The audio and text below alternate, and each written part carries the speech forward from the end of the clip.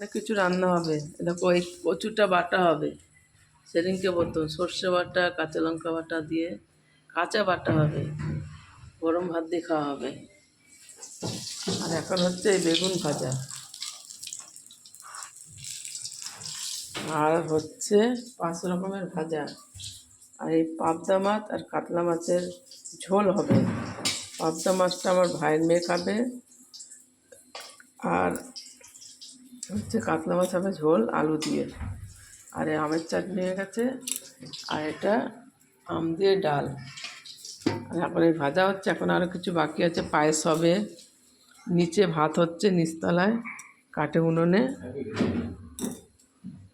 আর আমার বোনের ছোটো মেয়েটার কালকে বার্থডেতে গেছিলাম, সে বার্থডে হচ্ছে, ও আমার বোনের পর যে কাজে যায় তো বাইরে, ও কালকেই আয়োজন করেছিল। মেন হচ্ছে বার্থডে আজকে, তার জন্য আমার মা এসব করছে আজকে। ওকে দুপুরবেলা সাজিয়ে দেওয়া হবে সব। এরপরে ভিডিওটা আমি দেখাবো।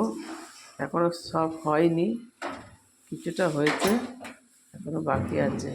চলো বন্ধুরা, রাখছি। সবই দোস্তকে গুড আফটারনুন, সবাইকে জানাই শুভ দুপুর, বাই, টাটা।